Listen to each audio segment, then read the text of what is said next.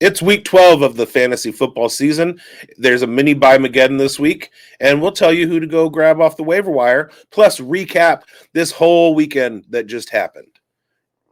Producer, hit the button.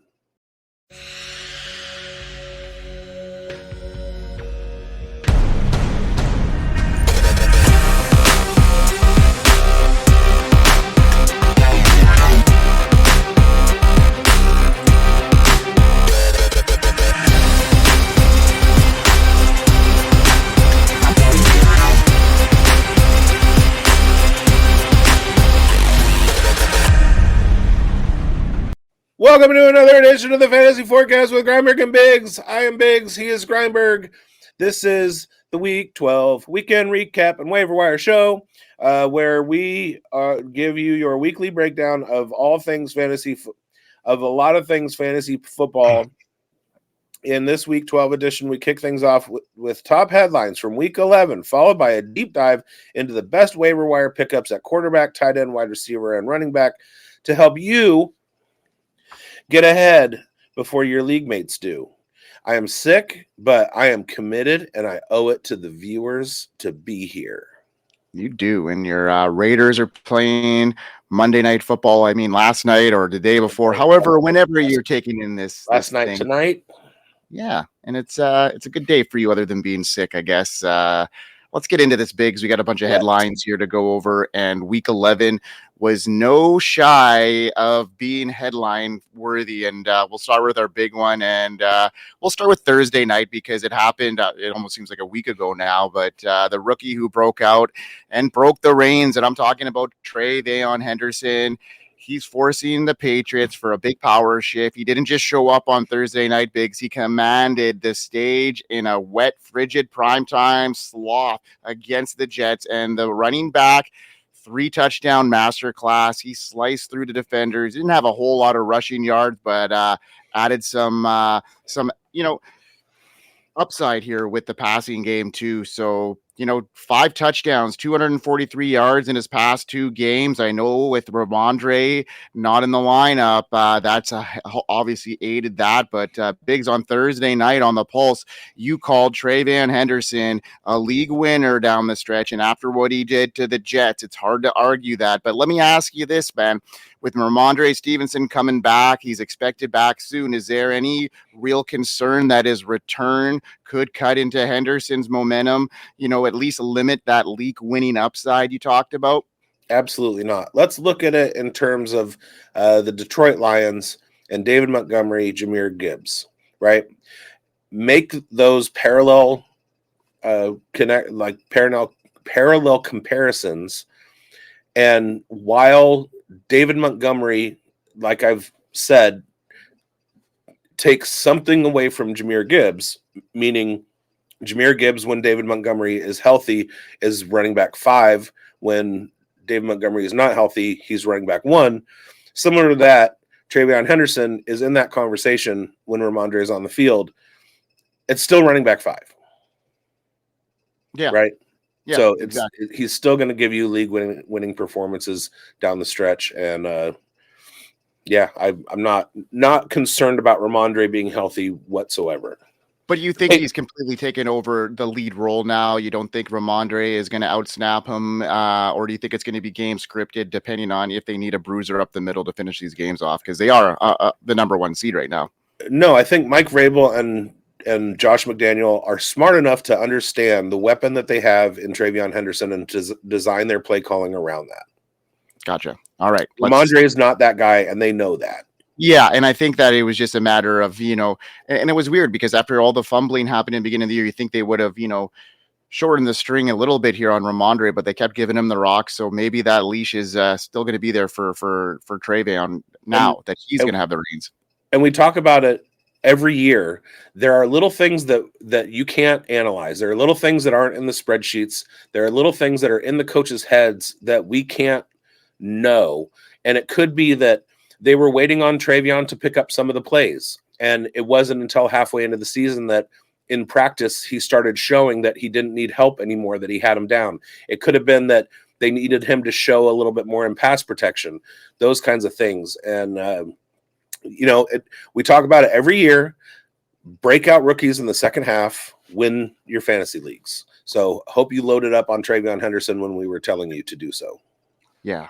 And another story here that you and I had high hopes here for JJ McCarthy, but it just looking like this isn't going to happen this year. Maybe, I'm not sure. We'll have to get a little bit more into this as the show goes on here, Biggs. But is he holding hostage Justin Jefferson? I mean, this was supposed to be the year for them. I didn't expect this big of a hurdle, and especially for McCarthy reading the defenses. It just seems that his footwork and his processing just isn't there. Kevin O'Connell made it clear that McCarthy sees the field well, but and understands the other and the offense, but he's got some frantic footwork, and things aren't just clicking like they should be. The inconsistency comes even more glaring when you realize what's at stake. Minnesota doesn't need McCarthy to operate the offense. We've seen what they've done. Is it time to bench him again? I don't know what's the case here, but on the pulse, we were talking about Justin Jefferson being a sneaky buy low target in Dynasty because of the long-term talent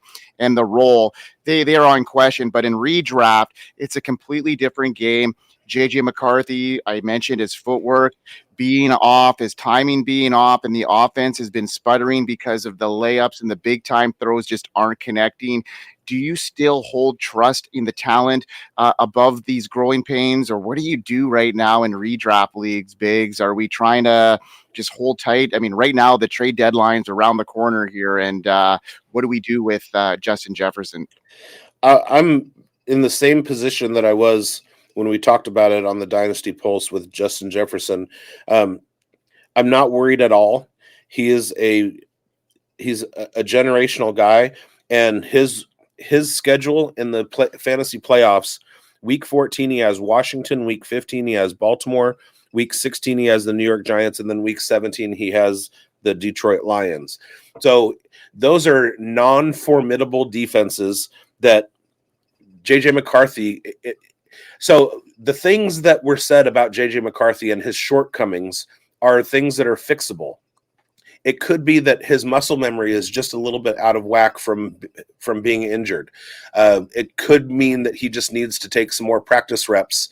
Not everybody kind of gets it right away, and he's missed some time this year.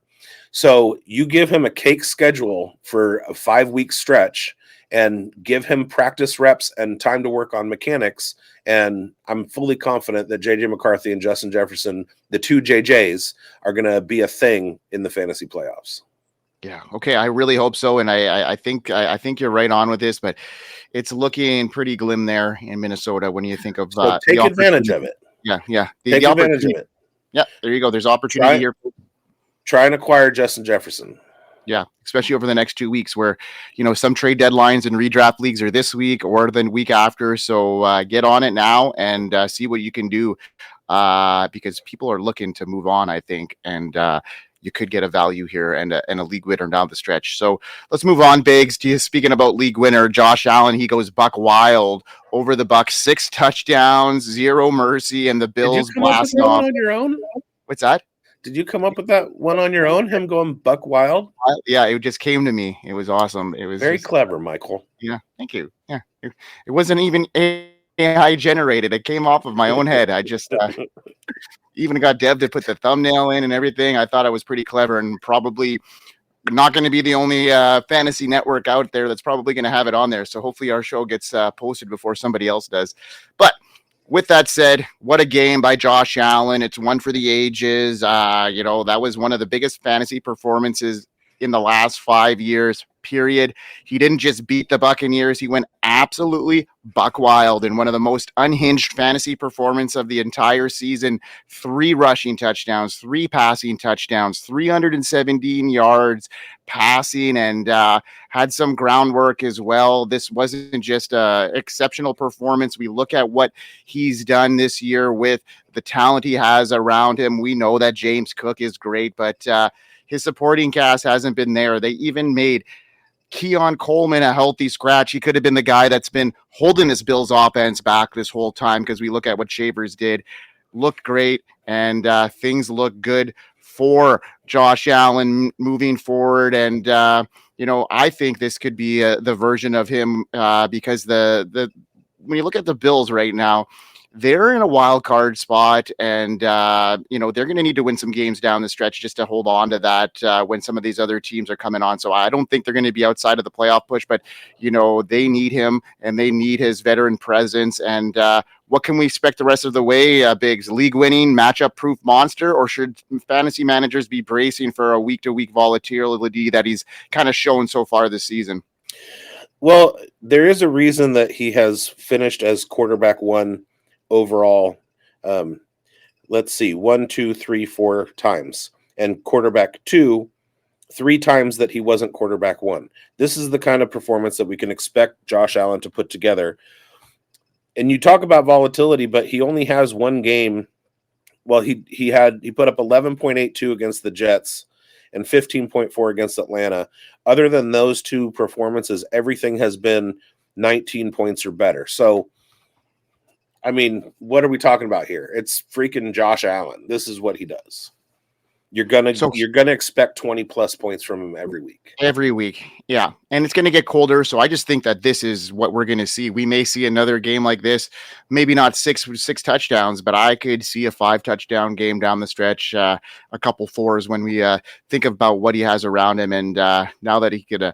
Open up the field downfield and have somebody you can rely on potentially in the Shavers guy. We'll have to see what that. And he's got Pittsburgh, Cincinnati, New England from week 13 to 15.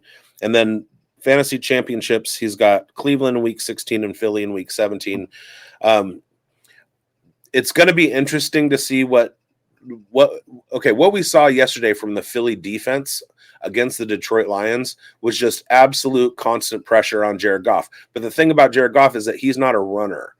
So Josh Allen could be squeaky.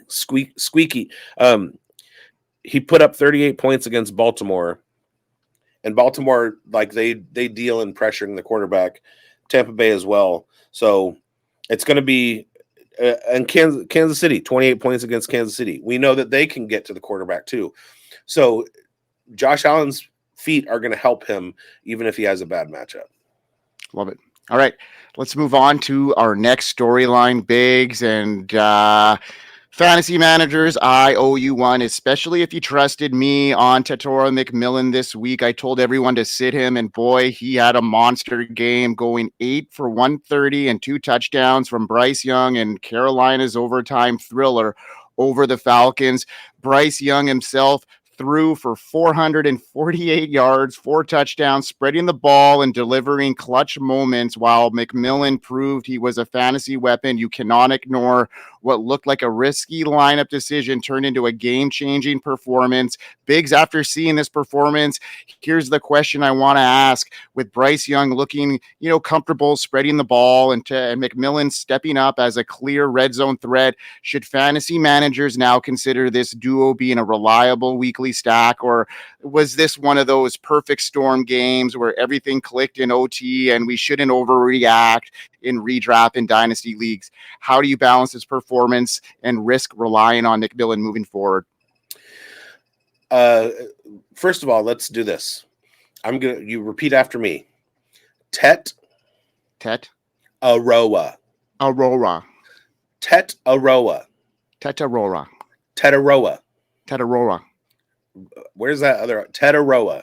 Tetaroa. Okay. McMillan is who we thought he was. And this was a perfect storm game, just like you were talking about. When you dive into the analytics, Bryce Young is not good. I see in the show sheet, it says, is Bryce's upside now high enough to trust him as a consistent fantasy QB1? No. Even a squirrel finds a nut or something.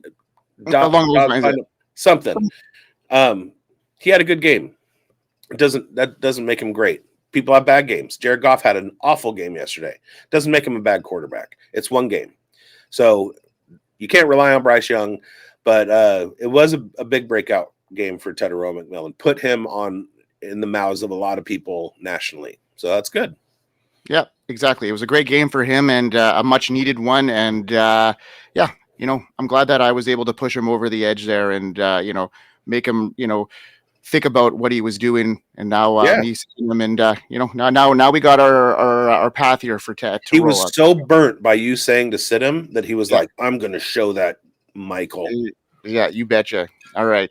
Good call there, Biggs. Well, with that being said, I'm going to finish off my studs and duds because it kind of came into that, and then you can go over yours. And not a great week for me. I'm not going to lie. Here was my worst one of the season, leading y'all to the weekend. And I told everybody to sit Walker as well, Kenneth Walker, and he had his best game of the year. Of course, he even got a red zone touch on the 1 yard line, getting a touchdown. So, of course, that happened. And then Jaylen Warren got injured, so that was kind of a wash. He was having a great game leading up to that, and we look what happened to Kenneth Gainwell. So process was great. Jaylen Warren just unfortunately got injured, and we're gonna see what happens with Trey Tucker tonight. So hopefully he could not make this week a complete wash for me on this end. How about you, Biggs? How did you do? Well, I'm gonna go over Schultze's real quick. He said to sit Giants running backs, and both of them had 17-point games. So, oopsie. He said to sit Rome Odunze. Good call. He had 6 points. He said to start Aaron Jones. Aaron Jones had 11 points. Didn't kill you, but not great. So that one's kind of a push. And then he said to start Romeo Dobbs. And Romeo Dobbs had 9.3 points. So wipe out for Schultze. Didn't kill you. All right. And then with mine, I said to sit Debo. Oops, 21.7 points. I said to sit Otten. Bang, bang! 4.8 points for Cade Otten. Schultze quibbled with me a little bit on the show, and Otten put out a stinker. I said to start T. Higgins. He had 15.3 points. That was good. And then and start Judkins, Quinshon Judkins. He had 10.15 points. That's a push similar to Schultze's call of Aaron Jones. So, around 10 points in the flex spot doesn't kill you, but it's not something that you're hoping for. You're probably not going to lose because of it. You're definitely not going to win because of it. Yeah, outside of a few monster performances, there was not a whole lot of fantasy points. And if you look at the average scoring of your leagues, I'm sure it was much further down, even with only 2 buys. Just not a huge week. A couple standouts like Ted McMillan,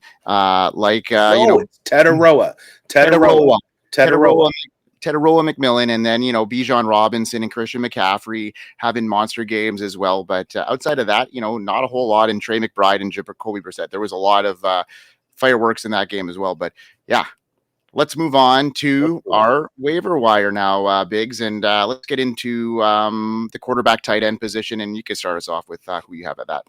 All right. I believe I went over this last week, but for some reason, it doesn't look like anybody's listening to me. Tyler Shuck is only owned in 1.2% of ESPN redraft leagues. Go add Tyler Shuck, you guys. I'm telling you. Carolina has a pretty good pass defense, and he put up 19 points against them a couple weeks ago. Going forward through the fantasy playoffs, Tyler Shuck will see Atlanta, who just got bombs dropped on him by Bryce Young, who's not good. Then they get Miami, who's not good. Then they get Tampa Bay, who Josh Allen just destroyed. Carolina again. And then to finish off the season in the fantasy playoffs, the New York Jets and the Tennessee Titans. People were laughing at Tyler Shuck. Tyler Shuck is going to be the one with the last laugh. Last laugh, and he's going to shuck it up. You know what? He looked okay. Making me happy, making Chris Olave relevant, making, Alvin Kamara relevant, Jawan Johnson. I think they're going to concentrate their targets on those 3, and I can't complain about that. And if they're scoring more than they did with Spencer Rattler, I think Tyler Shuck is going to have some upside here, and he's working for a job next year, right? He's playing for himself and potentially putting himself in the driver's seat of leading that Saints offense, or at least competing against whoever potentially they draft if they decide to go that route in the draft. And look what happened. He replaces Spencer Rattler as the starter in week 9. And in our Omega League, you and I own him, stick him into the starting lineup. Week 9, we win. Week 10, we win. Week 11, he has a bye.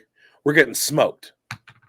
We need Tyler Shock. Yeah, I blame it on. I'm not going to blame it on Chalk's monster team, but we'll. He's only sitting at 150 right now. He has Rashee Rice, Jalen Waddle. They didn't do anything. Abuka didn't do anything. Single-digit performances. But, I mean, we had 0 from Jonnu and 0.4 from Luke Musgrave, so. Yeah. Was it great? It was not great. Our highest bench scorer had 6.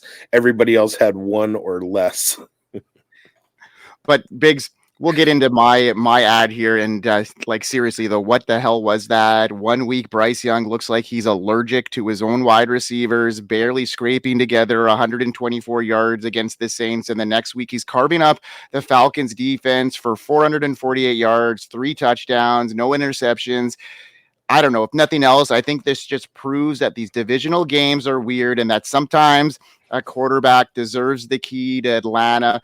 And that's what Bryce Young got. The question is whether he has the talent, whether he can string it together consistently. It's been a roller coaster year, but I don't know. He's worth a shot at this stage. I think, being in your, streamer type position now in redraft, I think he can have some weekly upside in the right matchup. But it's something that I don't really want to have a whole lot of shares of, but it's somebody that is going to be on my radar now. I mean, once you throw 448 yards, 3 touchdown game, you got to be, perks my curiosity, so I'm going to continue to keep my ear to the ground on Bryce Young. I'm not sold on him. I mean, Schulte's been the biggest advocate against him, so he's had an influence on us.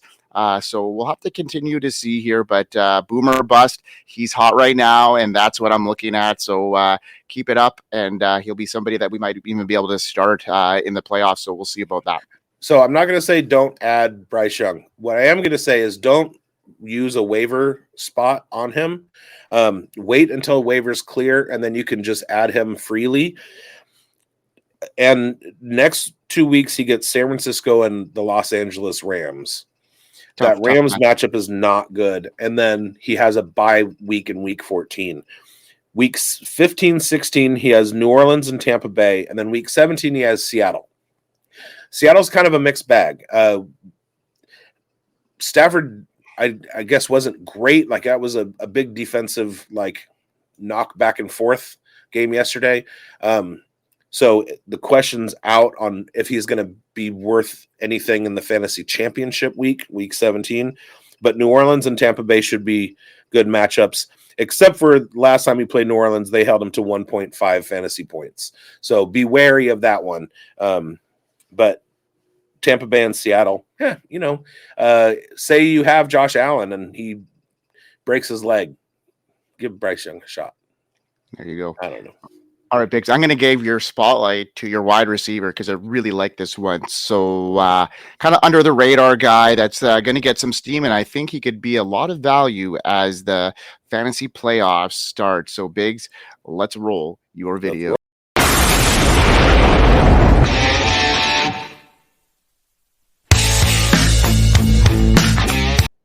All right, my spotlight wide receiver is going to be Luther Burden. So far this year, Luther had one breakout game against Dallas. He had 19 points on 3 targets. His snap share is increasing. His target share is increasing. And he's going to have a good, juicy matchup in the fantasy playoffs against San Francisco in week 17.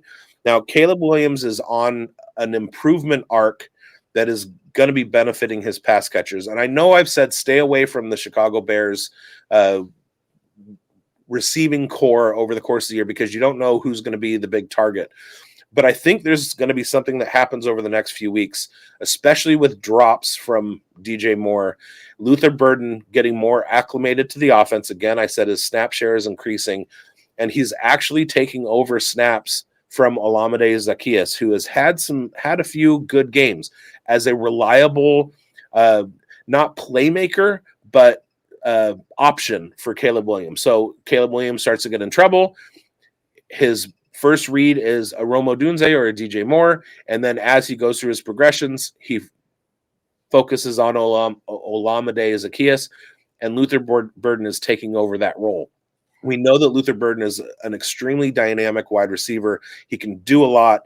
He can be schemed up in a lot of plays behind the line of scrimmage, handoffs, RPO plays, and he's a good route runner.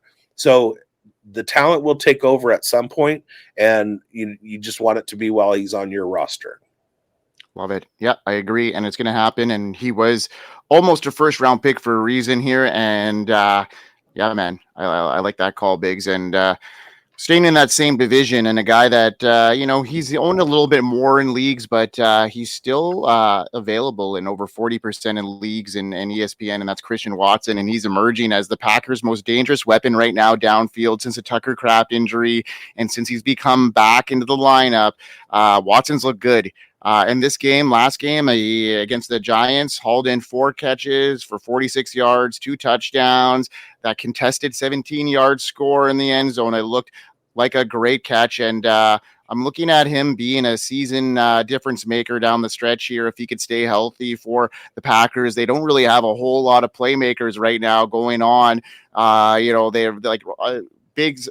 We know that Schulte pointed out last week that Romeo Doubs was the guy that he was hoping to get the Packers offense back and rolling. And it looks like it's Christian Watson and it could be the guy that, for years, a lot of us thought that, a lot of analysts thought that he'd be a guy that is going to be a top value, and he was going in round 1 in a lot of rookie drafts. So there's a lot of optimism for him, and that maybe now it's just some time to develop that and get some health back. And until he's healthy and stays healthy, he's going to be a guy that I'm going to want to have in my lineup and on my team. And just based off of the upside of that contested catch, he's got a great ADOT in the last 3 games, over 25 yards. So looking pretty good here, and a guy that should be rostered in every league.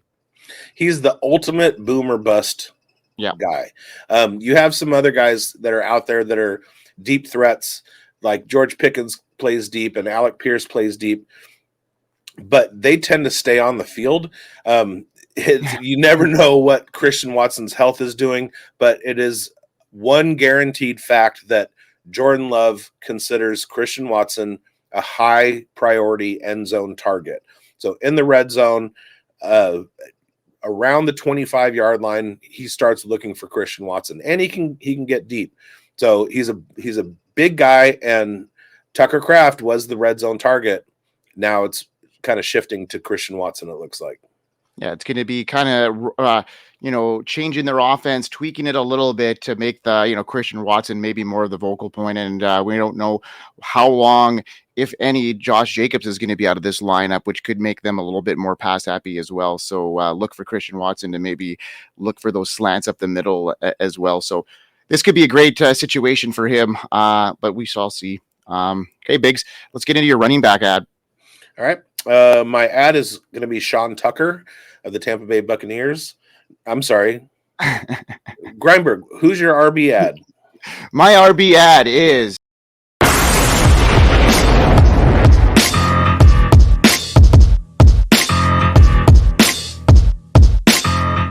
I'm so ashamed. Okay.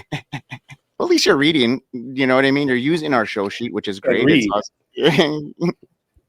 I'm going to talk about Sean Tucker being my ad of the week, and probably the most important ad out there right now based off of what we've seen this week. And maybe Bucky Irving may be back this week, may not be. He returned to practice, but seeing what they saw in Sean Tucker, they may be inclined to rest their star maybe one more week. But even so, look what Sean Tucker did. He was a spark plug that made that Buccaneers offense roam on Sunday against the Bills. They didn't get the win, but Tucker contributed in a big way. He dominated, ripping off 106 rushing yards on 19 carries, finding the end zone twice on the ground, and then another touchdown through the air, 28-yard reception, 3 touchdowns on the game.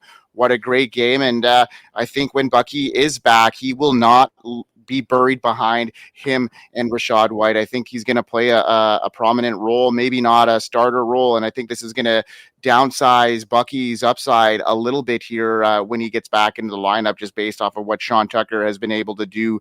I think he's going to have standalone value in this high-powered offense.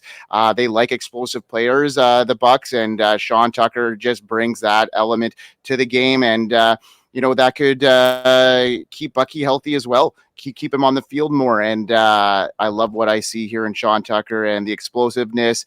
We've seen it before last year as well. So he's a definition.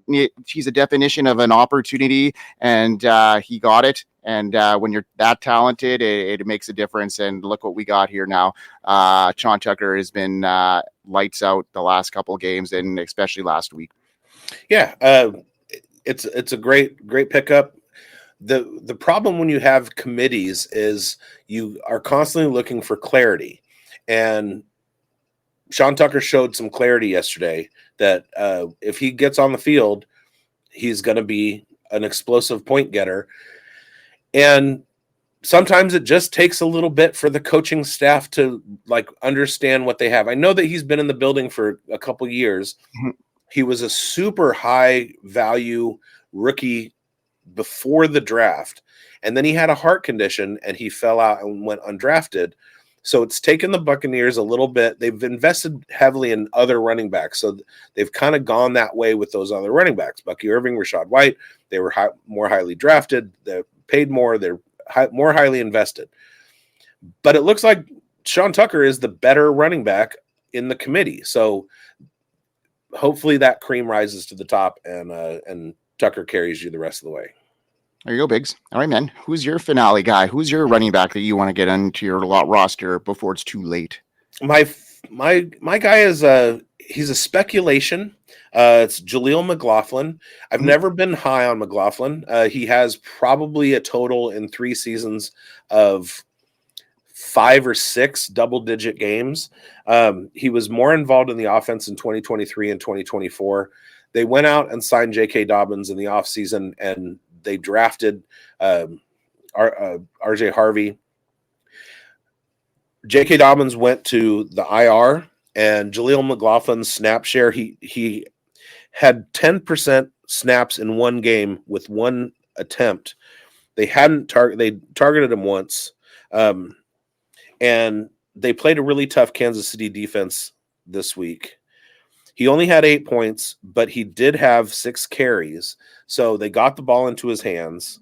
He had a touchdown, and J.K. Dobbins isn't around. So it looks like his share is going to increase. They have a bye week, so they have 2 weeks to get him involved in practice as the second team running back. And then they see a Commanders team who is very, very bad against the run.